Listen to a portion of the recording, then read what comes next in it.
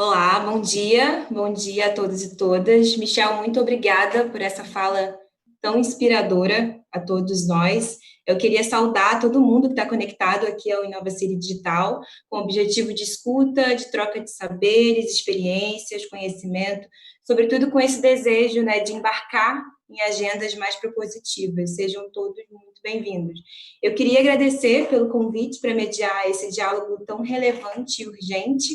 Meu nome é Andréa Coutinho, eu sou jornalista e recentemente me aventurei a me especializar em cidades, políticas urbanas e movimentos sociais, no IPUR, aqui na UFRJ, no Rio de Janeiro.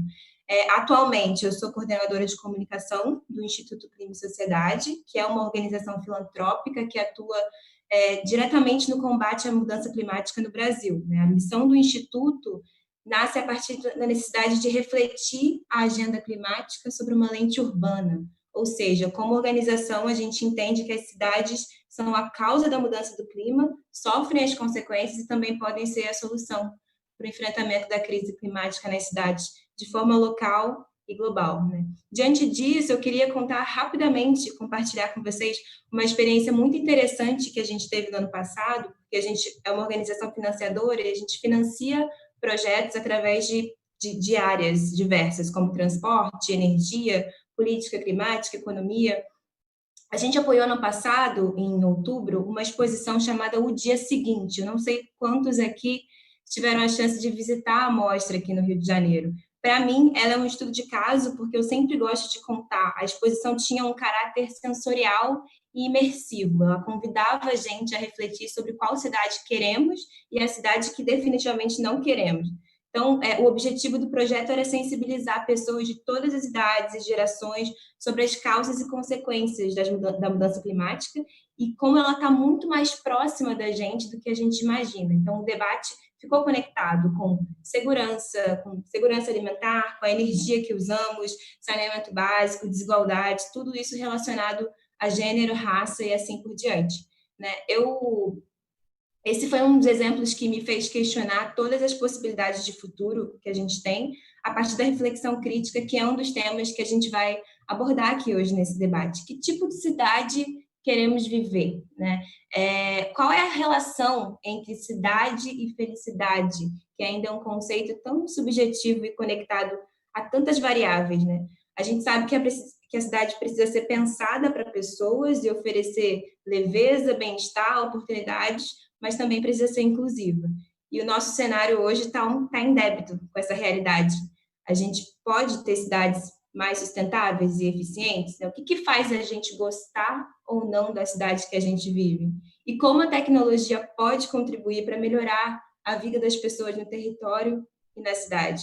Essas são interrogações importantes e a gente já tem uma coleção de dados que mostram que as cidades abrigam mais da metade da população mundial e a maioria das atividades econômicas. De um lado, a cidade é palco de disputas territoriais, conflitos e negligências, mas de outro, é também esse lugar de proposições de solução e esperança. Né? As cidades foram inventadas para ser um espaço de convivência, de troca e interação entre as pessoas. Uma pergunta que eu faço para a plateia, que hoje aqui nos honra com a presença, é o que para você seria uma cidade do futuro? Sendo que o futuro tem muitas possibilidades e existem muitos projetos de cidade. Quando a gente fala sobre os indicadores das ditas cidades inteligentes, que é um conceito, mas que um dos nossos painelistas aqui hoje prefere dizer urbanismo inteligente, é comum a gente pensar logo em tecnologia, investimento, mobilidade urbana, no PIB, mas existe um indicador muito relevante que é o indicador da felicidade, que ele é absolutamente importante para a nossa discussão aqui hoje. A gente precisa entender que em cada lugar, desculpa, o conceito de felicidade é diferente, mais atrelado à saúde, à educação, jornada de trabalho, lazer, possibilidades de atividades físicas. Todos esses elementos fazem parte do estudo da felicidade, mas cada cidade tem que dizer o que tem mais peso para que ela exista, para que ela seja dinâmica, para que ela aconteça. Dito isso, a cidade só existe em função das pessoas, que precisam saber dos seus direitos e deveres, já que não existe só direito, não existe só dever. A gente precisa lutar por uma participação cidadã mais ativa na governança da cidade. Bom, então, antes de passar a palavra para os nossos convidados aqui, eu queria finalizar dizendo algumas coisas: promover qualidade de vida, superar as desigualdades históricas, restaurar ecossistemas destruídos, eliminar a poluição, que é o tema do próximo painel, viver e trabalhar com mais eficiência, são objetivos que a gente está perseguindo há muito tempo e estão diretamente relacionados com esse propósito final de enfrentar a mudança do clima. Então, isso não exige apenas recursos, mas vontade política, organização, criatividade e visão de longo prazo.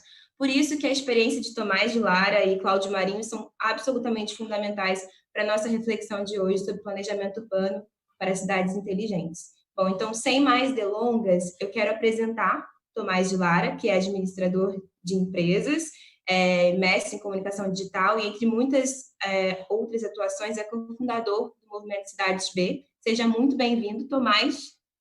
Prazer estar aqui com você hoje. Grande prazer, André. E também quero apresentar Cláudio Marinho, que é engenheiro civil, especialista em planejamento urbano, fundador do Porto Marinho e idealizador do Porto Digital em Recife. Olá, Cláudio. Prazer estar aqui com você. Prazer estar com vocês aqui. Sejam bem-vindos. Bom, então, para começar, eu queria passar a palavra para o Tomás, para que ele faça uma fala reflexiva um pouco sobre os projetos e atuação que ele já vem militando ao longo desses últimos anos, e depois eu passo a palavra para o Cláudio. Tomás, por favor. Maravilha. Primeiramente, é um prazer estar aqui nesse painel, muito bacana também, o Nova City Digital puxando essa conversa tão importante, né? Que cidade queremos? E quando a gente fala em urbanismo, primeiramente, eu não sou urbanista, mas eu trabalho com novas economias, com economia sustentável, com desenvolvimento sustentável. O entendimento é de que o urbanismo ele não se dá só pelo Estado, né? O urbanismo ele é um processo super complexo de uma dinâmica público-privada, onde muito se vê a falta de diálogo transparente entre a evolução desse urbanismo. E muitas vezes são acordos fechados, pequenos, poucas pessoas em pequenas conversas tomam certas decisões que ocupam um território muito valioso, é um território, né, que deveria ser um território público e distribuído, alocado de uma maneira mais democrática, acaba esse urbanismo se dando de uma maneira muito restrita, muito fechada, muito excludente, e a gente acaba vendo, então, aí territórios totalmente degradados e pouco permeáveis, poucos espaços públicos, e a gente vê, então, aí muitos desafios que a gente hoje vê, e aí depois a gente tem que correr atrás, né? Então, o meu entendimento é que o urbanismo ele é um processo que deve envolver todos os atores, né? Então, quando a gente fala todos os atores, os legisladores, vereadores, prefeitos, os governadores também, entender o território estadual, a iniciativa privada, então os empreiteiros, os construtores, a sociedade civil também, e esse é um processo de diálogo que deve ser constante, né? Eu até vou citar um amigo meu e também é doutor em geografia, é um grande escritor aqui do Rio de Janeiro, é o Jailson Silva, ele é fundador do Observatório de Favelas, talvez muitos conheçam, e ele tem um livro muito legal que se chama Bruxas e Bruxos da Cidade. Nesse livro, ele tem uma citação muito interessante. Ele fala assim: a cidade é um território plural de encontros decorrentes das identidades e diferenças dos sujeitos, dos mesmos e dos outros. O principal indicador de riqueza e cosmopolitismo deste espaço é o grau de pluralidade dos encontros e de vínculos possíveis entre os seus moradores e desses com as instituições que o constituem. Então, de novo, todo mundo é responsável por essa pluralidade e poder trazer um espaço de construção sustentável, de diálogo, onde, inclusive, as empresas que estão envolvidas, e aí isso tem muito a ver com o que eu trabalho, né, no movimento B, de empresas que usam a força do negócio para a transformação positiva, é fundamental a gente entender quais são os acordos, quais são as demandas de cada local, quais são as possibilidades de se entender o melhor uso de um espaço para que aquele espaço seja valorizado, que aquele espaço seja bem ocupado, que aquele espaço tenha lugar para a natureza, para o convívio do espaço público, o convívio de diferentes instituições, inclusive comerciais, instituições de educação, questão de lazer e esporte. Então, esse arranjo, essa harmonização de um espaço público, né, que a gente chama de urbanismo, que é um desenvolvimento que deveria ser planejado por muitos e de forma democrática, acaba muitas vezes indo muito no toque de caixa do capitalismo agressivo. E esse toque de caixa de um capitalismo agressivo que não busca o bem comum acaba afetando negativamente a todos, acaba degradando os espaços de qualidade em relação à integração natureza e humano e acaba degradando o espaço de qualidade de interação e esses diálogos plurais que fazem da cidade um espaço rico, um espaço de evolução humana, de desenvolvimento humano, de bem-estar e de integração entre a natureza e o ser humano. Então, acho que é muito interessante a gente debater esse tema e lembrar que todos os atores devem ser envolvidos, inclusive a iniciativa privada,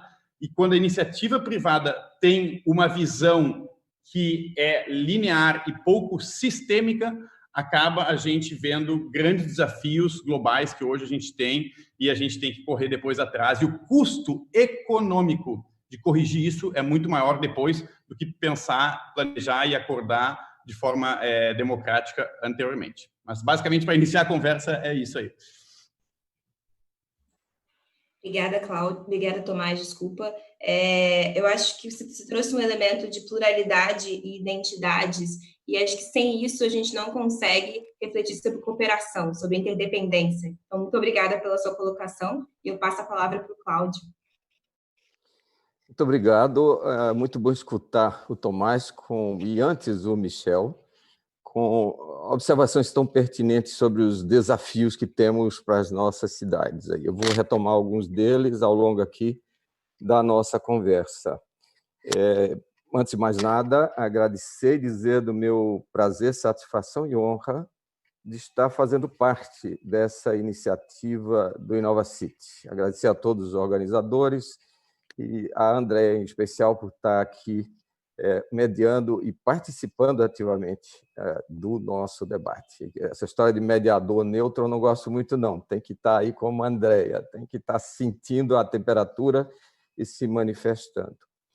Veja, eu tenho um manifesto, ele vai estar atrás de mim, aí, usando essas facilidades do backdrop do nosso Zoom aqui nessa vida online. Eu uso isso há 8 anos, é o mesmo slide esse. Eu questiono esse movimento das cidades inteligentes e o Michel já me ajudou muito, e o Tomás também, ao tratar de exclusão, ao tratar de conquista, Tomás, de territórios por determinados grupos e não pela sociedade e pela comunidade, etc. Eu não acho que há cidades inteligentes, porque não há cidades burras. A cidade é um dos maiores inventos da humanidade. Nós temos 7 bilhões de pessoas neste planeta porque nós fomos capazes, como seres humanos, como seres como Miguel, antropólogo, nós estamos precisando muito de antropólogos nesses tempos digitais. Como Miguel refere, este lugar que nos permite a convivência, que permite a seres inteligentes procurarem uns aos outros e criarem futuros. Isso é o que faz o ser humano. Então, cidadãos inteligentes, não cidades inteligentes. Cidades inteligentes leva à ideia de que a tecnologia vai nos prover o futuro. A tecnologia não provê o futuro. Homens e mulheres, seres humanos, proveem o futuro pelas iniciativas inteligentes. São cidadãos inteligentes, cidadãs inteligentes, hiperconectados, apesar das diferenças sociais. 93% dos celulares no Brasil, 93% dos 250 milhões de celulares já são smartphones. Alguns com mais habilidade de usá-los e possibilidade, outros não, mas já têm aplicativos. Portanto, eu prefiro defender um urbanismo inteligente. Eu prefiro defender a luta pela política pública que inclua o cidadão nos serviços. Eu acho que os programas de inclusão digital, dos quais participei em muitos, de inclusão digital para o coitadinho, dando para o despossuído, das classes sociais mais baixas, aquele computador de segunda mão que nós não queremos mais, aquilo é uma perversidade. Nós temos hoje uma situação distinta em que o cidadão está mais conectado, está se empoderando gradualmente com as redes sociais e as prefeituras, os governos estaduais e o próprio governo federal se distanciou dessa realidade. Portanto, a minha defesa é de uma cidade, de um urbanismo inteligente em que o poder público faça parte da vida do cidadão, se inclua na vida do cidadão. E, finalmente, para dar partida aqui ao nosso debate, eu me refiro às cidades dos aplicativos, as cidades como plataformas. Nós temos esse movimento, e muito interessante, de tentar uma síntese. Gostei do livro que foi publicado, que é O Futuro é das CHICs, que é Cidades Humanas, CH, né? Humanas Inteligentes, cidades inteligentes, cidades criativas, cidades sustentáveis. Olha só o que estamos precisando fazer. Olha só o que fizemos ao criar categorias isoladas para definir o que é uma cidade. A cidade é um organismo vivo em que seres humanos constituem comunidades, sociedades para construir futuro. Não há nenhuma dessas vertentes que sozinha possa construir o futuro. Portanto, cidade dos aplicativos, no meu entender, com cada vez maior digitalização, significa um substrato sobre o qual antropólogos, sociólogos, engenheiros devem trabalhar para que gerem instrumentos para o empoderamento do cidadão e da cidadã. Essa é minha, digamos, meu manifesto de partida. Obrigada, Cláudio. Obrigada por esse manifesto de partida. Acho que vocês se complementaram em algumas colocações, e aí eu queria passar novamente a palavra para o Tomás. Você refletiu um pouco que não existe mais inovação sem que ela esteja ligada a uma melhoria social ou ambiental, né? Então, gerar valor é gerar valor integral, não só tecnológico ou ligado a uma qualidade técnica de um produto ou de um lugar. Então, nesse sentido, a gente precisa agregar valor à sociedade e ao meio ambiente. Eu queria ouvir, Tomás, como que as políticas de planejamento urbano podem tornar as cidades mais resilientes e prósperas por meio da atuação empresarial e cooperação dos atores diversos para que isso aconteça? Perfeito, André. Tocou num ponto muito importante, que é a questão da geração de valor integral. Quando a gente fala de valor integral, né, a gente está falando o valor econômico ou técnico de um produto ou serviço, mas também o valor social e o valor ambiental. Primeiramente, tanto as empresas como a gestão pública, essas organizações elas têm que saber como gerar esse valor integral. E um dos passos é conhecer o impacto socioambiental de suas ações. Tá? Então, é muito importante a gente entender quando a gente faz a construção de um edifício, de um centro comercial, de algum tipo de infraestrutura, qual vai ser aquele impacto socioambiental e medir esse impacto. E medir, por exemplo, a emissão de gás carbônico que será feito, fazer o inventário, a materialidade, né, de gás carbônico emitido, como é que será feito a questão da coleta de lixo, né? Ou seja, o ciclo energético de como aquele organismo de infraestrutura ele vai gerar o lixo e como vai ser escoado o lixo. Então, esse pensamento de se integrar a um todo maior, que é que a gente chama de pensamento sistêmico, nos traz a uma visão de pensar como eu posso gerar valor integral, ou seja, como eu posso trazer algo que impacte positivamente e eu sustente a potencialidade de outros empreendimentos, outras vidas e o florescer do desenvolvimento humano e o florescer do desenvolvimento da própria natureza ao meu redor. Então, nesse sentido, tanto a iniciativa privada como a iniciativa pública, elas devem estar em conjunto, conhecendo o seu impacto socioambiental, usando ferramentas para conhecer esse impacto socioambiental. Então, até vou citar uma ferramenta que hoje a ONU usa para alinhar as ações em relação aos ODS, que são os Objetivos do Desenvolvimento Sustentável. Essa ferramenta se chama SDG Action Manager.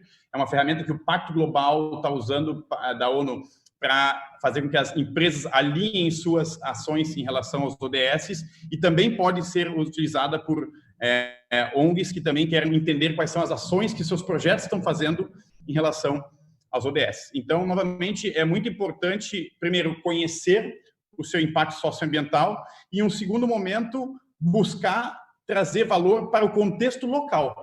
Então, cada território vai ter um desafio ambiental, um desafio social específico. Esse reconhecer o impacto do seu empreendimento, seja público ou privado, e depois entender a demanda e a necessidade local são extremamente relevantes. Vou citar uma muito boa iniciativa pelo Plano de Desenvolvimento Sustentável da Casa Civil da Prefeitura do Rio de Janeiro, que é o Participa Rio.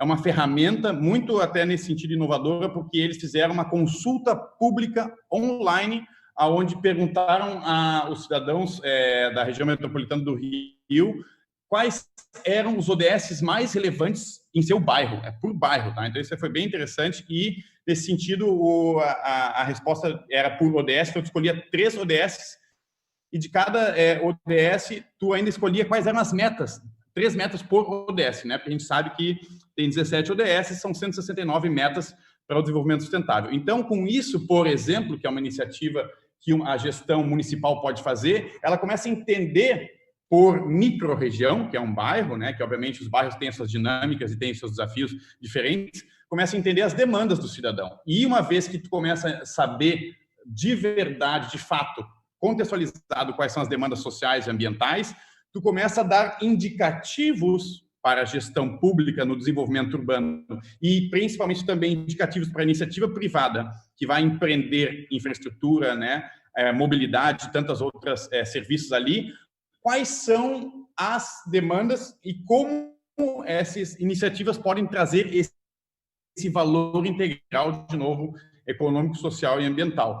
Então, quando isso é feito, quando é feita uma consulta pública, quando se abre o diálogo, quando esse diálogo é democrático, inclusivo, integrativo, tu começa a trazer uma cidade mais inteligente, cidadãos inteligentes. Eu também gosto muito desse conceito que o Cláudio trouxe, né, do cidadão inteligente. Como é que é um urbanismo inteligente, né, que está ligado a esse desenvolvimento sustentável? Então, fazer essa conexão a inteligência, a gente sabe, ela sai da troca. Ninguém nasce 100% inteligente, nasce e saiu reto.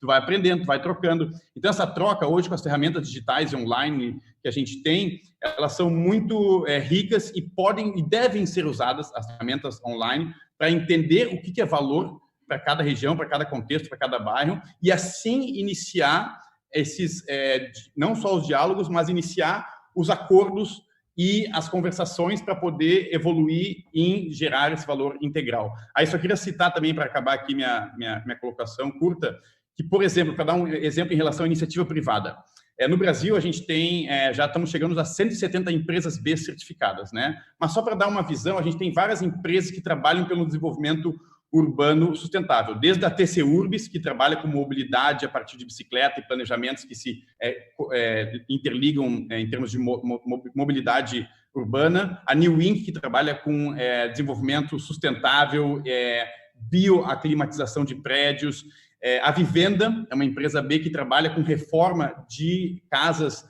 nas favelas e nas comunidades, fazendo, obviamente, preços populares e apoiando a pessoa das favelas e das periferias a terem melhores vendas, né? A Casa do Futuro, que trabalha, por exemplo, com a questão de eficiência energética e foi uma das gestoras da eficiência energética do Museu da Manhã aqui no Rio de Janeiro.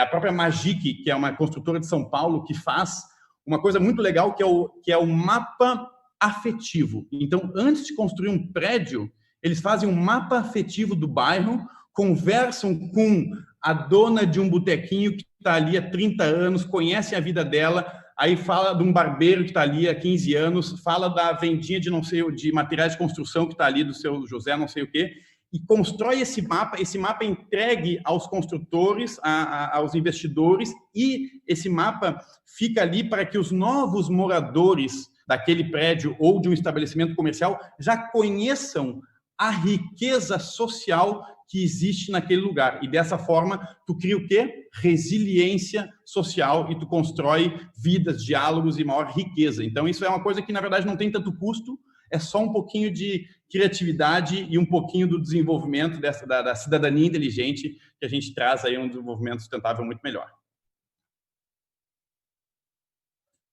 Uau, Tomás, obrigada.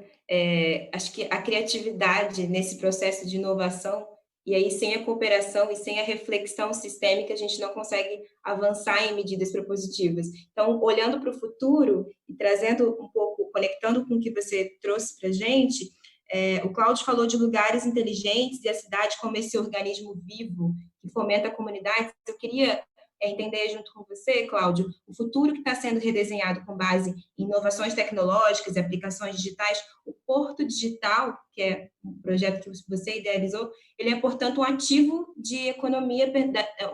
da economia pernambucana, que pode ser um construtor desse futuro. Então, Pernambuco, através do Porto Digital, já é protagonista e não apenas um mero espectador desse processo de inovação. Então, conta um pouco quais foram as transformações que Recife viveu com o projeto do Porto Digital em termos de revitalização do centro da cidade. Legal. André, você me dá a oportunidade e vou, mais uma vez, mudar meu backdrop. Isso é a Ilha do Recife. Isso aqui é o Porto Velho do Recife, o lugar onde nasceu a cidade. Nasceu em 1532. Com a mudança para o Porto de Suape mais ao sul, com águas mais profundas, gerou-se o esvaziamento nos anos 50, 60 de uma economia vibrante que havia aí, exportadora de açúcar, que vinha pelo rio Capibaribe, que vocês veem aí atrás, junta aí com Bibiribe, e na mania pernambucana, que eu não vou deixar de repetir, juntam-se para formar o Oceano Atlântico, aí por trás.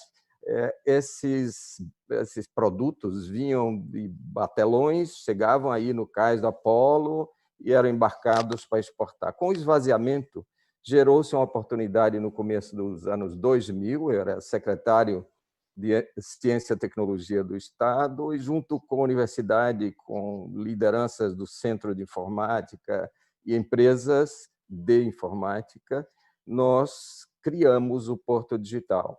Isso no ano 2000. 20 anos depois, nós temos hoje 340 empresas e instituições inovadoras, como o César, por exemplo, que é o Centro de Estudos Avançados do Recife, que foi criado pelos professores do Centro de Informática da Universidade Federal de Pernambuco para conectar a pesquisa à economia. Vieram para o centro, fazem parte, que é um dos casarões aqui pertinho, onde está meu dedo, que era um armazém de açúcar.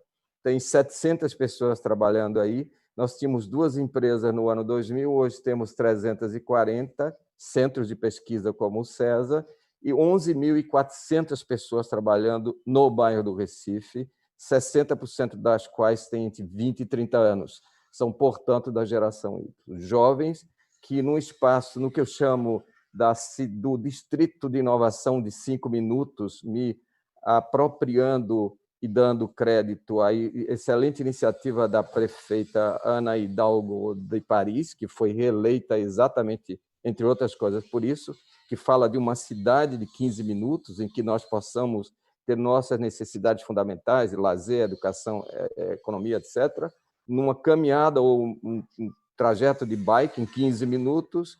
No nosso caso aqui, como é muito compacto, o bairro preservado pelo IFAM do bairro do Recife, nós temos o que eu chamo o distrito de 5 minutos. Com 5 minutos de caminhada, no máximo, nós vamos nos encontrar. 80% desses colaboradores, dessas empresas, se encontram. E aí eu volto ao Michel, que é fundamental isso, a cidade como lugar de encontro. Não se iludam com a história do home office que surgiu tão forte nesses dias de pandemia. Nós não vamos aguentar isso. Nós não vamos aguentar, a empresa e nós mesmos. Claro que se demonstrou uma enorme capacidade de adaptação das empresas, das pessoas, de cada um de nós. E aí, então minha empresa vai ser toda remota. Não há essa possibilidade. O futuro vai ser híbrido, físico, digital. E lugares em que a walkability, como o Porto Digital e outros, que a walkability é um fator preponderante, no caso do Centro Urbano Preservado do Recife, nós sabemos, e estamos voltando desde o dia 20, que os atrativos da convivência entre o que nós chamamos entre a cultura e a tecnologia, a produção do futuro e o nosso passado, e isso com narrativas que se apoiam em metáforas, Porto Digital, desembarque de uma nova economia, fazem o meu jeito de fazer cidade, com paisagem, textura e afeto. Isso é toda uma conversa que tem a ver com a humanização do urbanismo. Eu trabalho com isso há pelo menos 30 anos. Meu jeito de fazer cidade é com paisagem, textura, escala humana, contato, escala humana e afeto. Por afeto, quero dizer que o grande desafio não é nada dessas várias palavrinhas que nós estamos criando, mas é nós sermos capazes de nos reapropriarmos afetivamente da nossa cidade, das nossas cidades, dos nossos bairros e, mais ainda, dos centros históricos das nossas cidades, porque metáforas criam valor. É essa a nossa experiência aqui no Porto Digital.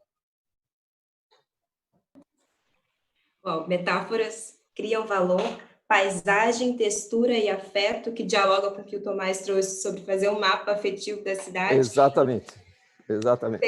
Entendendo não só o lugar ou essas palavras que a gente está criando, esses milhões de conceitos, mas as pessoas, a necessidade, a felicidade, o sentimento, a satisfação com o local. Então, eu vou me apropriar para fazer mais uma rodada de perguntas, antes de passar para que vocês façam perguntas uns aos outros. E, aliás, eu queria encorajar a plateia que tem alguma questão direcionada ou para o Tomás ou para o Cláudio, fiquem à vontade para colocar no chat.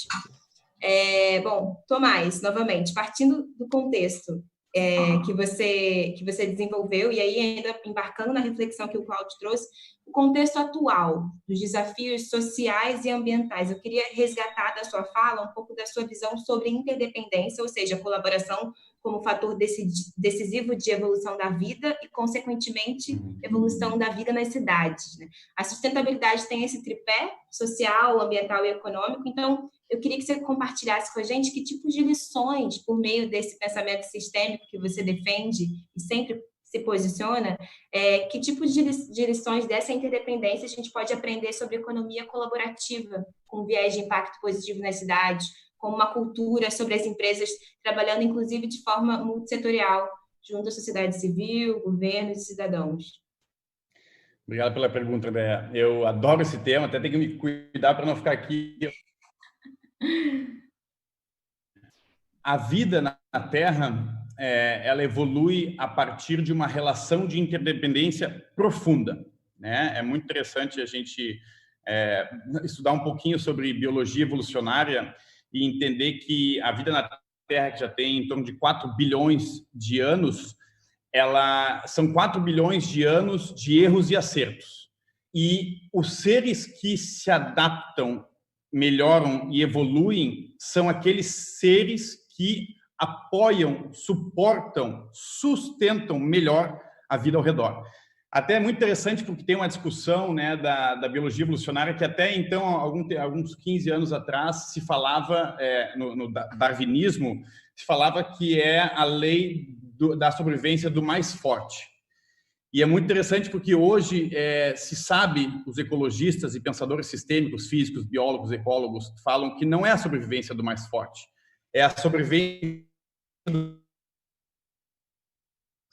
Em inglês se fala, né? Não é survival of the fittest, mas é survival of the fit. Fittest é o mais forte, fit é o que se encaixa. Olha que interessante. Então, nesse conceito de interdependência, que é organizador da vida na Terra, a gente entende ecologicamente, isso é ciência, tá? A gente entende que ecologicamente aqueles seres que têm mais resiliência e que se adaptam mais é aqueles seres que ao longo do tempo, e eu estou falando tempo biológico, não é nosso tempo aqui de vida, são tempos de 100 mil anos, 500 mil anos, esse tempo eles conseguem se adaptar energeticamente e ter uma otimização de fluxos energéticos, de troca, de diálogos ecológicos, vamos dizer assim, de uma forma que esse ser se torna interdependente e não consome demais, extrai demais, come demais, mas sim ele se torna ali algo que faz parte desse fluxo de interdependência, que é um fluxo, né, base da vida na Terra. infelizmente, nós, seres humanos, com o nosso processo civilizatório, aonde a competição, aonde o capital financeiro, e aí até se chama, né, capitalismo, né? Capital financeiro é como se fosse um deus, e ele está acima das pessoas, está acima da natureza, e muitas vezes as instituições, empresas estão acima dos interesses do bem comum. A gente acaba saindo dessa relação de interdependência, dessa relação de harmonia que a Terra conseguiu nesses 4 bilhões de anos, e a gente está conseguindo estragar isso de uma forma muito acelerada.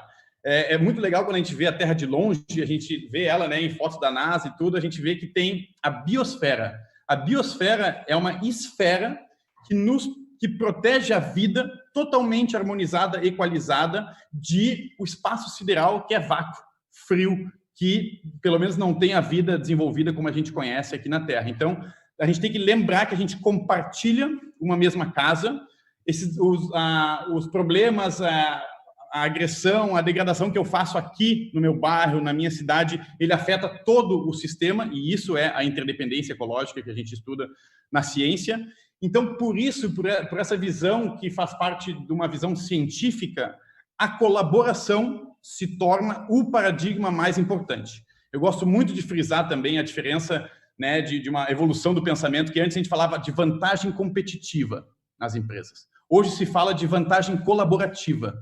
E aí a pergunta é, como eu, na minha inteligência empresarial, na minha criatividade empreendedora, posso usar a vantagem colaborativa e ser mais colaborativo, pensar sistemicamente para que eu traga, nesse caso, vantagem no sentido de eu trazer mais energia para o sistema, de eu mover mais potência, mais resultado. Então, quais são as práticas, quais são as iniciativas, o que é que eu posso abrir das minhas informações, quais são os diálogos que eu devo fazer, quais são as lideranças que eu devo distribuir, né? Quais são os processos que devem ser feitos colaborativamente, que eu tenho que empreender, para então eu trazer uma vantagem colaborativa e fazer com que o meu negócio gere valor integral, o meu negócio seja mais reconhecido, seja mais comprado, porque quando a gente fala de empresas, a gente quer vender também. Só que, de novo, as empresas B, os cidades mais B, a gente fala de vender e trazer um produto e um serviço que traga bem comum e que sustente, no longo prazo, o seu viver, a sua experiência e cada vez mais possa evoluir. Então, só para acabar essa parte aqui e pontuar que o Cidades Mais B trabalha com isso. A gente trabalha na colaboração para que todos os atores de uma cidade, ou seja, a sociedade civil, iniciativa privada, a gestão pública, municipal, nesse caso, universidades possam juntas discutir o desenvolvimento sustentável da cidade, possam usar ferramentas que o movimento B usa para conhecer o impacto socioambiental e juntos terem um plano de melhoria contínua e com esse plano de melhoria contínua, a partir dos relatórios que vêm dessas ferramentas online e gratuita, poderem adotar iniciativas colaborativas de melhoria, onde os recursos, o dinheiro, o tempo, ele é otimizado em favor do desenvolvimento sustentável de uma cidade. Isso é o Cidades Mais B.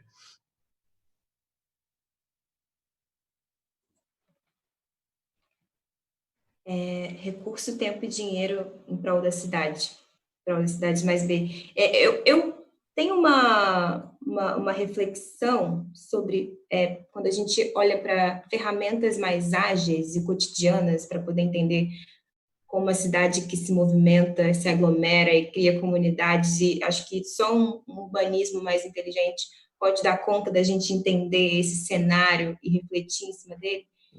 Volto a pergunta para o Cláudio. A cidade que é esse ambiente que abriga múltiplas inteligências e múltiplos cidadãos inteligentes. Essa combinação de tecnologia com a disposição de cooperação, de ajudar o outro, viver em comunidade. Que tipo de ferramenta, Cláudio, a gente precisa hoje para a gente avançar nessas cidades que têm propósitos em comum, sendo a tecnologia como um meio, não um fim?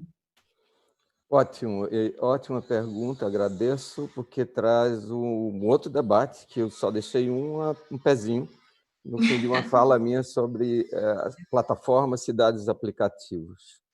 Eu gosto muito de um livro, e gosto muito aqui de algumas frases que anotei, estou num conflito enorme para ser rápido que anotei do Tomás. Eu gosto muito, Tomás, dessa vantagem colaborativa, porque tenho uma formação econômica também e sei do que é a persistência anacrônica dessas palavrinhas, as palavrinhas, hein? Vantagem comparativa, vantagem competitiva, e vão parando aí. E gosto muito quando você traz isso, e vou conectar essa sua observação à pergunta, a meu exercício de reflexão, com a pergunta que foi feita pela Andrea em relação a que ferramentas que podem ser usadas para nós conectarmos mais esses cidadãos inteligentes.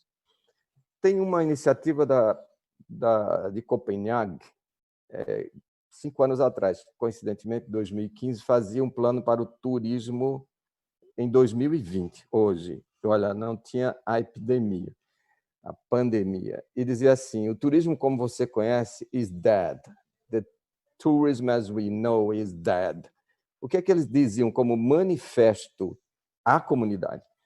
Uma grande mobilização naquela época é que nós não queremos mais um turismo massivo de 20 milhões de pessoas aqui na nossa cidade. Veja que isso é Barcelona, hoje é Lisboa, por exemplo. Isso, as Ramblas de Barcelona, multidões ali, e os moradores, como conviver com um turismo mais civilizado, digamos assim. E eles criaram um terminho, e esse sim é mobilizador, que chama local hood. Como a gente tem neighborhood, vizinhanças, comunidades, eles criaram um turismo local hood. Venham, são bem-vindos, desde que convivam com o nosso jeito de fazer comunidades, desde que nos respeitem. Isso me levou a uma reflexão sobre, e chego agora à questão da tecnologia, umas iniciativas de ferramentas que consideram a cidade corretamente como a cidade como um organismo ou cidade, um ambiente dos fluxos. Hoje nós deixamos isso para um segmento que chama mobilidade urbana. Isso é empobrecer o debate de um urbanismo inteligente sobre o futuro das cidades. Repito, empobrecer, deixar com a mobilidade, leva a gente do ponto A ao ponto B, por qualquer que seja o modal, como sendo isso o grande desafio da cidade dos fluxos, cidade dos movimentos. Os seres humanos são seres móveis, se movimentam para se encontrar, para fazer as coisas. Deixar com mobilidade é empobrecer. Esse é outro debate. O que é que algumas dessas ferramentas permitem? Por exemplo, uma chama Live or Livelihood. Pega a mesma extensão hood, de vizinhança, e considera que a comunidade, o lugar, ele é móvel ao longo do dia. Então, você pegar os pontinhos dos nossos celulares, que hoje, empresas nossas, aqui, a Inloco, por exemplo, do Porto Digital, ajuda muito no combate à pandemia, ao vírus, que é o índice de proximidade. Permitir que, com a privacidade garantida da Lei de Proteção de Dados, você vê o pontinho se movendo e vê aglomerações.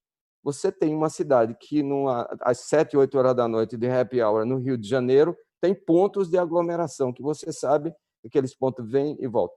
Essa é a cidade que precisa ser administrada, Andrea, com ferramentas que o nosso planejamento urbano não tem ainda, porque ele é muito estático. Para mudar um plano diretor, nós levamos 10 anos, um plano diretor, para depois ter a legislação de uso do solo.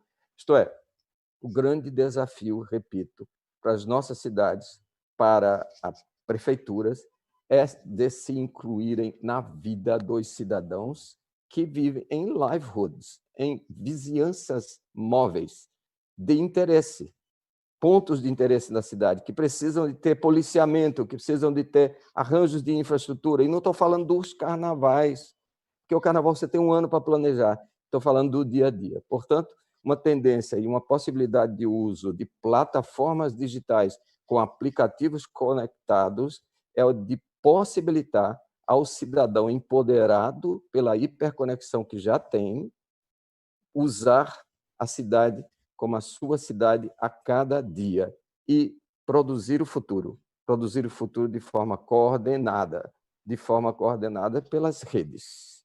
Essa é a observação que faço e agradeço a sua pergunta, André.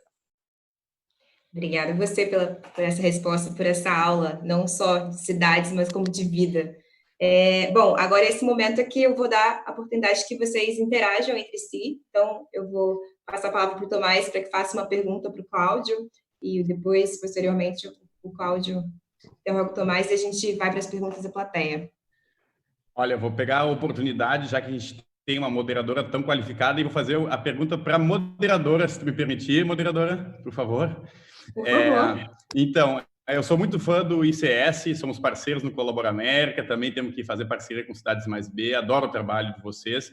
E eu li um artigo sobre racismo climático. Então, eu gostaria, André, que tu pudesse nos contar um pouco o que é racismo climático, que eu acho que também tem a ver com o urbanismo, tem a ver, né, com o processo de quem é afetado em relação às mudanças climáticas e tal. Então, se pudesse nos explicar e nos contar isso, seria ótimo.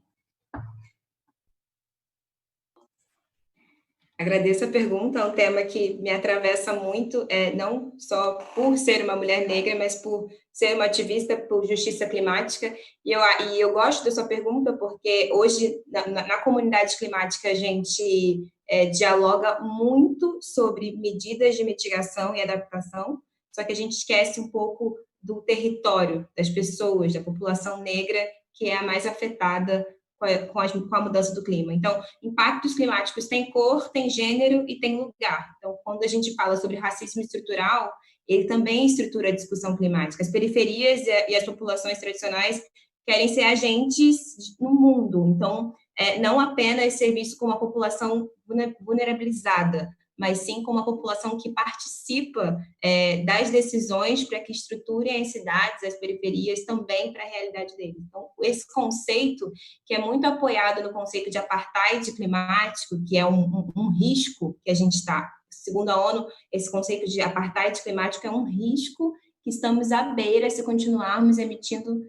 tanta poluição. Então, o racismo, por si só, ele vem e mostra que a cidade está racialmente dividida e a cidade está racialmente privilegiada. Então, nesse sentido, quem é afetado pelas mudanças climáticas em maior grau é a população negra e não participa das decisões climáticas. Então, a gente tem duas problemáticas, uma falta de representatividade no território, nas cidades, e também uma morte acentuada da população negra por eventos climáticos. Então, discutir, Tomás, desigualdade racial é essencial para a gente incluir essas populações na decisão e nessa transição para uma economia de baixo carbono que a gente tanto ambiciona, sem se preocupar com a população periférica e a população negra, que não está aqui nesse debate ativamente com voz, né, mas está sofrendo. Então, o racismo climático, ele explica essa divisão territorial e preta, mas ausente da comunidade climática. Então,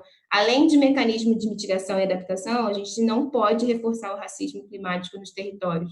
Então, é uma discussão sobre aceitação, é uma discussão também por não usar o conceito de vulnerabilidade apenas para chamar a população negra de vítima, mas uma provocação para que ela participe das decisões políticas e ambientais. Te respondi? Perfeitamente, muito obrigado. Obrigada a você pela pergunta e eu passo para você fazer a pergunta de novo para o Cláudio. Maravilha. Então, Cláudio, eu também acompanho tudo que o Porto Digital faz, é muito interessante o projeto, né? E entendo que é um hub de inovação, onde a força empresarial é bem potente, trabalha muito com tecnologia. E aí eu queria, talvez, que tu contasse um pouco para nós, assim, qual é o papel das empresas nesse desenvolvimento de um urbanismo inteligente, né? De uma cidade sustentável. Tem empresas aí que trabalham nesse termo, né, de desenvolvimento sustentável do urbanismo da cidade, tem empresas que trabalham em conjunto com prefeitura ou com o governo do estado, ou articulações multissetoriais junto com Federação de Indústria, Câmara de Comércio, universidades, né? Me interessa muito isso, o Cidades Mais B trabalha, né, com isso, essa articulação multissetorial. Então, se tu puder contar um pouco para nós como as empresas têm se articulado e se há colaboração multissetorial aí no Porto Digital, conta para nós um pouquinho da tua experiência aí, por favor. Agradeço pela pergunta e, mais uma vez, parabéns a Andréia aí pela abordagem e engajamento nestas campanhas. Eu vou usar esse termo, que vão ser cada vez mais necessárias com a próxima grande crise que já está escrita nas estrelas e no solo e nos ares, que é a crise climática, e que espero que a Covid tenha acelerado essa percepção e mais ainda a questão dos excluídos. Minha solidariedade e todo o meu trabalho que eu puder fazer nesse sentido. Ótima pergunta aí para dizer que a multi-institucionalidade, a conexão entre os diversos segmentos, economia, sociedade e política, essa múltipla conexão é o que explica o sucesso relativo até hoje, 20 anos depois do Porto Digital, Tomás, não, sem nenhuma dúvida. E eu não gosto daquela formulação muito acadêmica, sem preconceito, mas fica na academia e aí não transborda para a sociedade, que não, nós temos a tríplice hélice, governo, empresa, articulados, todo mundo faz isso como um statement, os parques tecnológicos, as universidades. Não é bem assim. São milhares de horas de dedicação. Eu tenho milhares de horas ao longo de 30 anos de dedicação a fazer isso acontecer. A sociedade, para além do statement conceitual, metodológico, que seja, é o dia a dia. É como nós conversamos, como nós nos articulamos, como nós paramos para conversar numa cidade de fluxos, paramos para conversar em lugares públicos que nos abriguem, em lugares que nos permitam a reflexão para a ação, como nós fazemos isso para desenhar o futuro. O que fizemos aqui foi isso. E hoje, dando corte rápido, em termos de operação do Parque Tecnológico, prefiro, e já queria te devolver uma pergunta nos minutinhos, se André permitir, devolver para Tomás uma pergunta, porque eu estou doido para tratar de um tema aqui que ele citou, dessa vantagem colaborativa, que é o seguinte: hoje nós dizemos muito isso, nós temos um ecossistema de inovação que finalmente se criou no Porto Digital. Veja que eu vou dizer isso no tempo. Você chama aquilo de parque tecnológico, de um arranjo produtivo, que seja, mas hoje, graças entre nós, me permita a brincadeira, graças a Deus, o termo ecossistema de inovação, porque está nos trazendo ao básico, aos 4 bilhões de anos da organização da vida que você citou tão bem. A questão está, mais uma vez, Tomás, a apropriação dos segmentos, das palavras, dos enunciados, do branding, cidades inteligentes, cidades isso ou aquilo. A mesma coisa está acontecendo com ecossistemas de inovação. Nós estamos indo para coisas do tipo fazer um Startup Day, fazer um Meetup, fazer não sei o quê, uma articulação, temos o nosso ecossistema de inovação. E nós temos isso aqui e fazemos muito bem, o encontro da economia tradicional com a economia do Porto Digital, fazemos muito bem, estamos progredindo com isso, mas nós estamos perdendo uma chance, uma oportunidade rara que só profissionais como vocês, e ali o Michel, os antropólogos, sociólogos podem nos ajudar, que é o seguinte: vamos explorar as metáforas do ecossistema corretamente? Então, a minha pergunta para você é, na cidade B, você explora como a metáfora do ecossistema? Perfeito, Cláudio. Muito obrigado pela pergunta. Bom, no universo das cidades mais B, o ecossistema, né, e o entendimento do trabalho colaborativo multissetorial, ele é fundamental, é o que, na verdade, diferencia umas cidades mais B. E eu vou dar exemplos, é interessante a gente trazer exemplos, né? O primeiro é um exemplo de Mendoza mais B. Então, lá em Mendoza, na cidade de Mendoza, na Argentina, temos cidades mais B e saiu muito da mão do governo de lá, que estava interessado em trazer sustentabilidade junto com as empresas e Federação de Indústria. E uma das articulações interessantes que foi feito para promover um ecossistema de negócios de impacto positivo foi a lei estadual, uma lei que foi conversada no município de Mendoza e foi para o estado de Mendoza, porque o Mendoza é o estado e também o município, né, que nem no Rio de Janeiro. E essa lei foi uma lei estadual aprovada e é uma lei que regulamenta compras públicas de impacto triplo. Impacto triplo é o que a gente falou antes, valor integral. Então, é uma lei que promove, apoia a compra pública do Estado perante a empresas que conhecem seu impacto socioambiental, que usam ferramentas, né, acreditadas e internacionalmente utilizadas para demonstrar esse impacto socioambiental, para que o governo, ou seja, a gestão pública, que muitas vezes é um dos maiores geradores do PIB, né? Ele está ali demandando serviço e demandando infraestrutura, saúde, saneamento, né? Então, a gestão pública é um grande comprador, que a gente acaba se esquecendo, e quando esse comprador, a gente, na figura do direito administrativo, porque a gente sabe que, né, os estados, a gestão pública, ela ocorre a partir do direito administrativo, né? Só pode operar o que está dentro da lei, não pode fazer algo que não esteja dentro da lei.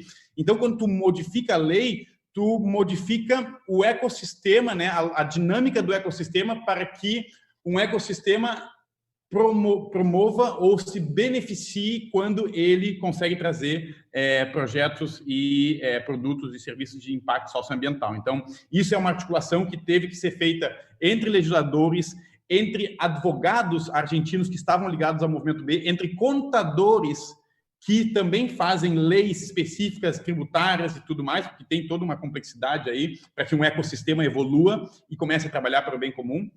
E eu vou contar um outro caso, que é uma outra cidade mais B, Santiago mais B, né, a capital do Chile. Então, Santiago do Chile, uma capital maravilhosa, que passou por gravíssimos problemas sociais ultimamente, aí todo mundo acompanhou, mas é uma cidade que é uma cidade mais B, e lá existe também um ecossistema colaborativo onde a prefeitura, a partir do escritório de resiliência humana de Santiago, né, que faz parte do 100 Resilient Cities, da Rockefeller Foundation, junto com o pessoal, algumas empresas de tinta, são 2 empresas de tinta grandes do Chile, e junto com ONGs que identificaram escolas que precisavam, estavam ali com falta de pintura e etc. Então, identificaram um número de escolas e essas empresas doaram as tintas.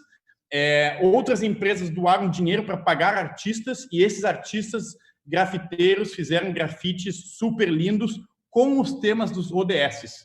Então, e por quê? Porque os ODS era um objetivo que a prefeitura tinha de educar a população e promover os ODS como se fosse uma conversa, né, normal para o cidadão saber que existe uma linguagem comum global para o desenvolvimento sustentável. Então, com isso, com um ecossistema ativado, onde tem prefeitura, os cidadãos que, através dos artistas, fizeram painéis, murais pintados com recursos de empresas chilenas que queriam impactar positivamente, entendeu? Então, essa ativação de um ecossistema, sociedade civil, artistas, prefeitura e empresas, todos trabalhando no que era relevante para o bairro. E é interessante porque essas escolas onde foram pintados esses murais, eles, então, ficaram muito bonitos, são murais gigantes, né, de toda uma parede, uma escola chega a ter até murais de 15 metros, e essas paredes, esses lugares ficaram lugares que se ativaram. Então, começaram a acontecer encontros lá, começaram a acontecer feiras lá, então trouxe uma movimentação e uma energia comercial e até mais segurança naquela parte, porque teve mais movimentação e tudo. Então, isso é um exemplo de um ecossistema ativado numa colaboração que impacta positivamente uma localidade. Acredito que estão satisfeitos com as respostas tão completas e tão instigantes. Eu passei para a plateia e a Tati está me ajudando aqui com a curadoria de perguntas. Tem uma pergunta do Vinícius Casales para o Cláudio. Como o Porto Digital ressignificou a região como um impulsionador de integração da cidade? E aí eu vou só pedir para que a gente seja um pouco mais objetivo e propositivo para que a gente consiga encerrar em 20 minutos. Muito bem, Vinícius. Obrigado pela pergunta. Veja, eu vou deixar, e permaneceu na tela esse backdrop aí da paisagem, textura e afeto. Eu gosto muito de um movimento, 8 anos atrás, de um grupo de jovens da cidade do Recife, que passou a noite inteira, em 6 carros, grupo de 20 jovens, com corações de isopor, vermelhinhos. Eles fizeram um vídeo belíssimo, depois mando o link para quem quiser, muito bem editado, com musiquinha ótima, e saíram colando esses corações nas estátuas, vejam os movimentos das estátuas hoje, nos lugares públicos de interesse deles, e um deles foi o monumento Tortura Nunca Mais, que fica à margem do rio Capibaribe. Colaram, os desaparecidos têm plaquinhas, colaram em cada plaquinha, E eu uso muito essa imagem como a imagem que me fala do que eu vi, do que eu participei, que eu chamo da reapropriação afetiva do lugar, lugar Recife. O que o Porto Digital provocou nesses jovens, meu depoimento, foi a reapropriação afetiva do bairro do Recife, o lugar onde nasceu a cidade. Para 2 bilhões e 250 milhões de reais ano, o faturamento é maior do que a exportação que nós temos aqui de frutas, por exemplo, de Petrolina, gerou 11 mil empregos, tem multiplicadores de emprego, tudo isso são indicadores importantes, sem nenhuma dúvida nos dão muito orgulho. Mas, para mim, o maior indicador do sucesso relativo, coloco sempre o relativo, do Porto Digital hoje, é ter permitido a reapropriação do lugar pelos jovens, porque eles são os criadores do futuro. Então, o jovem que está ali hoje no bairro do Recife trabalhando, que se encontra na Praça do Marco Zero, onde acontece o carnaval, que forma blocos de carnavais, de carnaval, dezenas de blocos de carnaval, saem das empresas para as ruas. Essa combinação físico-digital, mundo digital, é que o bairro do Recife permite. Isso, para mim, é o maior indicador, especialmente pela apropriação afetiva que foi feita pelos jovens que dele participam. Obrigada. A Flávia Ribeiro está bem ativa nas interações e com as colocações de vocês. Ela fez 2 perguntas. E uma enquanto o Tomás falava. Qual a fotografia que o Participa Rio tem hoje da cidade sob ótica dos 17 ODS? E ela emenda, essa escuta ativa e afetiva do bairro é muito boa. Pode nos dar um exemplo no Rio, onde achou que isso foi bem sucedido? Tomás. Então, boa pergunta. Eu até compartilhei o link da avaliação, né, dessa pesquisa. Ali, então, demonstra vários diferentes demandas por ODS, por bairros. Agora eu não tenho ela de cabeça a resposta, então, mas nesse link tem ali exatamente por bairro quais eram os ODS mais relevantes. Obviamente, um bairro da Zona Norte ou da Zona Oeste tem diferentes demandas em relação a um bairro da Zona Sul. E poder entender ali, eles têm um relatório integrado que mostra um pouco por bairro, é super fundamental, mas o interessante também é entrar nesse debate, porque a Prefeitura, a partir do PDS, né, que é o Plano de Desenvolvimento Sustentável, eles têm feito um debate, pelo menos que eu tenho acompanhado aberto até então, sobre quais são as possíveis iniciativas em relação a isso. Então, o que eu aconselho é seguir ali, não só o link que eu passei, até posso passar aqui também depois para a gente compartilhar, mas também se juntar ao debate da Prefeitura, né, pelo Plano de Desenvolvimento Sustentável, que faz parte do Departamento da Casa Civil, e eles estão, então, ali trabalhando com isso, né? E eles também fazem parte do Rio Mais B, então eles estão nossos aliados aí. A gente está tentando conectar essas demandas desse relatório junto com a ferramenta da ONU, do Pacto Global, para fazer com que empresas consigam entender quais são as ações específicas que elas podem fazer por bairro, caso uma empresa tenha não só a sua sede no bairro, mas também possa querer fazer alguma ação específica por bairro. Tá? Mas no link que eu compartilhei ali, Participa Rio, tem todas as respostas por bairro. E só para complementar, desculpa interromper, na verdade, esse é uma ação que, por enquanto, o que foi feito é essa grande avaliação, né? Então, foi feita a grande pergunta, as respostas chegaram, então a Prefeitura agora está tentando articular quais são as iniciativas e ações. Então, ainda não tem uma resposta concreta do que foi efetivamente feito, mas sim tem ali as demandas para o bairro. Obrigada, Tomás. Cláudio, a Hélida Neiva pediu para você colocar o link da ação com os corações, se possível, ali no chat do YouTube. Pode ser depois, mas ela fez Vou fazer depois, tá? Porque tem que achar aqui para nós ficarmos focados. Obrigado. Perfeito. O Rafael Veras fez uma pergunta para os dois e falou: Cláudio e Tomás, vocês dois falaram em questões que perpassam para o regramento. Um regramento mais flexível, com utilização hídrica do solo, comercial e residencial. Não traria benefícios sistêmicos sobre as despesas públicas, gestão demografia, racionalização do sistema público de transporte, nesses termos, como pautas de interesse coletivo, como essas poderiam influenciar a gestão do plano diretor de maneira mais colaborativa? Posso começar e Vai, Tomás Cláudio. Por completa? favor, fica, porque eu acho que é a tua área isso aí. Pode ir. Vou dizer o que entendo por instrumentos mais flexíveis, mais coetâneos de uma sociedade em rede, de uma sociedade digital. Insisto no meu manifesto de partida, os governos têm que se incluir na vida do cidadão. O cidadão que pede pelo iFood o hambúrguer e ele diz que vai chegar em 28 minutos e chega em 32, ele se arreta, como nós dizemos aqui no Nordeste. Imagine o que o cidadão tem hoje em relação aos governos nas filas de educação, saúde, etc., que são de meses. Eles vão invalidar qualquer projeto político de gestão de cidades, de governo, de estado, etc. Logo, logo. Cuidado, senhores governadores, prefeitos, presidentes. Vamos dizer assim, acorda para Jesus. Com a crise agora da pandemia, essas sensações, sentimentos, essa convicção de que nós não temos governos capazes para acompanhar a nossa vida nas cidades, vão ficar muito agudas essas percepções.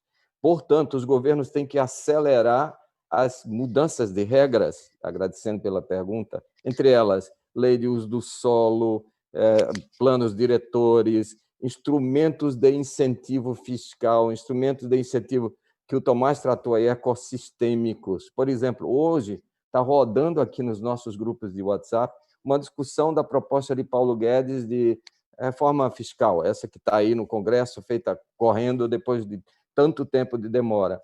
Sobre o setor de serviços, que somos nós, 70% da economia brasileira, há coisas muito básicas, muito primárias que estão sendo propostas. Não há, por exemplo, aí tomando de novo emprestado a palavra ecossistema, não há, por exemplo, uma avaliação ecossistêmica de cadeias de valor de serviços.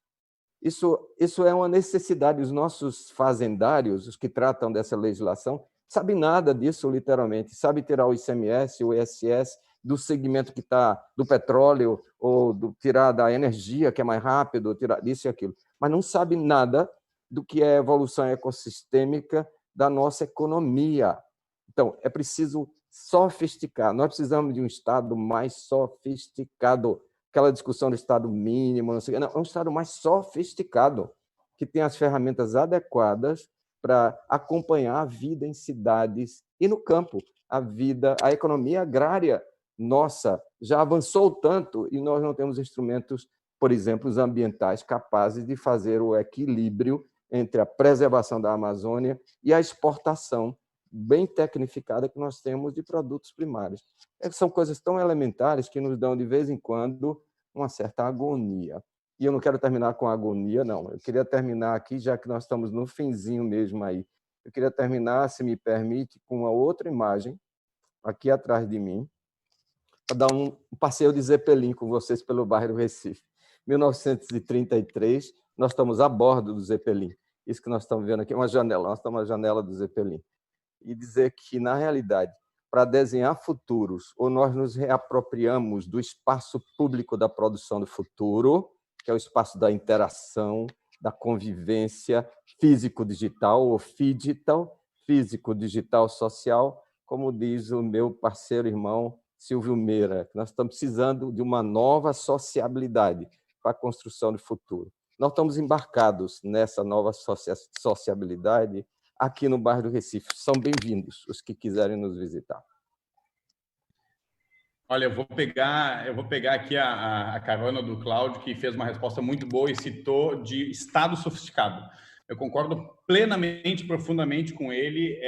Eu, obviamente, sou a favor da livre iniciativa empresarial, desde que essa livre iniciativa empresarial esteja buscando impacto socioambiental positivo, ela pode buscar lucro. O lucro não é um problema. O problema é como tu tem o lucro.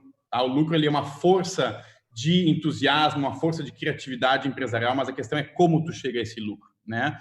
E um Estado sofisticado, na minha interpretação, é um Estado, obviamente, eficiente, menos burocrático, mas que tem leis, marcos regulatórios que promovem ecossistemas de impacto positivo. E eu vou trazer um exemplo, é a Estratégia Nacional de Impacto, né, que é uma lei federal para promover ecossistemas de investidores de impacto e negócios de impacto. Essa estratégia foi trazida aqui para o Rio de Janeiro, a LER já aprovou. Então, aqui também a estratégia estadual de negócios de impacto e investimento de impacto. Então, um Estado que busca se tornar mais sofisticado é um Estado que se renova e se atualiza com as suas leis, né, com seus marcos regulatórios, para poder promover um mercado, uma lógica de mercado a serviço do bem comum. Então, a lógica de mercado a serviço do bem comum são consumidores que buscam cada vez mais consumir conscientemente e, obviamente,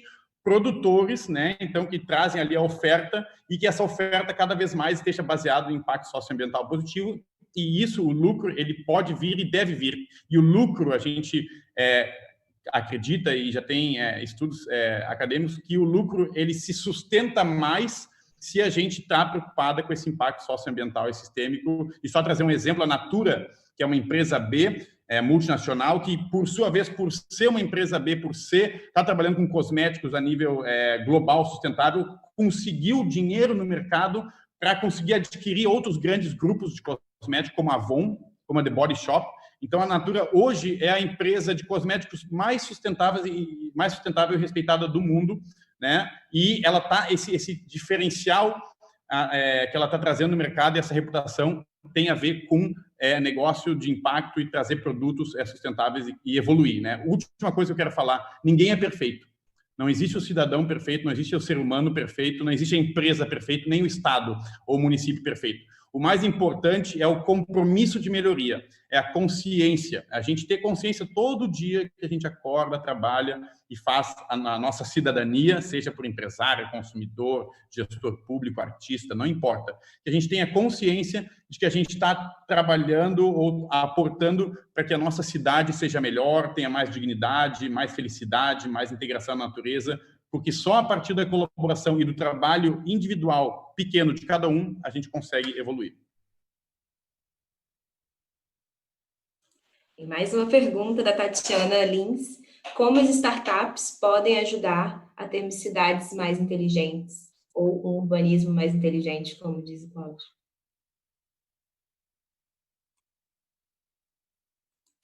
Não direcionei, fiquem à vontade, quem quiser. Pode ir, Cláudio, por favor. Deixa eu pegar daí. Como chama ela? Tatiana Lins. Tatiana, né? A Tatiana? Tatiana, startups são o principal componente da construção do futuro da nossa economia hoje. Eu não preciso citar os exemplos clássicos das que são grandes hoje, das que são as Big Five, que vieram lá de baixo. Toda essa história está aí. Eu prefiro falar direto do coração do bairro do Recife, onde convivo com pelo menos metade dessas nossas empresas, 340, são empresas que têm menos de 10 pessoas. Algumas já há alguns anos no mercado, prestando serviços, algumas que não querem nem crescer, e algumas que estão avidamente procurando o que eles gostam de falar, que é o escalar, e procurar ser um unicórnio e tal. Prefiro um outro raciocínio. Nós precisamos ter um fit, um ajuste de mercado que não seja a de pegar R$1 bilhão de investimento, etc., mas muito mais de atender a uma necessidade premente das nossas sociedades urbanas, por exemplo, das cidades. Eu vou pegar um exemplo que foi ontem do nosso hub aqui, ótimas apresentações de todos os 5 hubs que o Inova City pegou ontem. Vou pegar uma da Daicovid, que foi aqui um dos 5 do Porto Digital, uma empresa de jovens meninos lá do Centro de Informática. Eles montaram a empresa para participar de um processo que nós chamamos de Open Innovation Lab, OIL, que é o Porto Digital fazendo um chamamento às nossas empresas, especialmente às startups, para resolver problemas importantes. Não problemas triviais, problemas importantes. O que é que fez o governo do Estado aqui? E, curiosamente, através do Ministério Público, no governo do Estado, Ministério Público Estadual, pegou algum recurso no meio da epidemia e disse assim, empresas do Porto Digital, precisamos que vocês nos ajudem a encontrar soluções para enfrentar a pandemia. Essa DAI Covid, o que ela faz? Ela permite o controle cidadão hiperconectado, do isolamento social, da convivência social. Permite fazer a cidade dos fluxos em base de tecnologias que empoderam o cidadão e não de uma tal Smart City com painel de controle daquele tipo que achava que... Isso tem toda uma história do surgimento do Smart City que não vale a pena entrar aqui, mas vou resumir assim, dos provedores de soluções de infraestrutura, que diz, olha, o futuro da cidade vai ser bem melhor, como Smart City, se eu controlar no meu dashboard. Nenhuma deu certo. Nenhuma deu certo. O dashboard que vale é a telinha brilhante, telinha brilhando, aquela luzinha azul do smartphone do cidadão. A DAI Covid faz isso. O controle social e individualizado, com a preservação da privacidade. Essa é a busca da tecnologia que startups como essa, para responder a você, Tatiana, podem nos ajudar muito. Essa daí é uma delas, só como exemplo. Eu vou pegar rapidamente também aqui, eu sei que a gente está encerrando, mas eu vou comentar. Eu gosto muito do projeto Meu Rio, acho que quem é do Rio conhece, é um projeto, é uma iniciativa da sociedade civil que busca trazer mais transparência em tudo que é o processo super complexo do nosso estado e nossa cidade do Rio de Janeiro. A gente sabe, né? Quem mora aqui no Rio de Janeiro realmente caótico, é uma cidade maravilhosa, mas também tem tantos desafios, né? Eu acho que Então, o Meu Rio é uma iniciativa, é uma plataforma online que ela busca fazer campanhas e chamados para que a população se envolva, tenha consciência de projetos que estão sendo debatidos, estão sendo votados, que busca pressionar por mais transparência. Na época das Olimpíadas, houve vários projetos em relação à transparência financeira e de investimentos, a questão da reforma do Maracanã, que também a gente sabe depois teve vários problemas. Então, é uma iniciativa da sociedade civil que busca dar luz aos debates e projetos de lei mais importantes e, a partir da conexão digital mesmo e do debate aberto, né, democrático, trazer mais consciência e, obviamente, engajar a população para saber os temas mais relevantes que estão sendo discutidos na cidade do Rio. Vou compartilhar ali no nosso link do YouTube o link do Meu Rio também. Ele faz parte do Nossas Cidades, que é um movimento também que está em outras cidades do Brasil e é super bacana. Indo para a reta final de verdade, tem uma pergunta que eu achei muito boa e eu vou pedir para que você responda muito rápido, Tomás.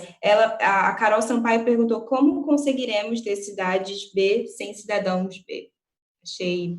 Então, eu vi essa pergunta e achei ótima. Olha, na verdade, realmente a gente está vivendo uma época de polarização incrível e nós, os Cidades Mais B, a gente estuda e acredita muito na colaboração. E a gente até está vindo com um termo que se chama colaboração extrema.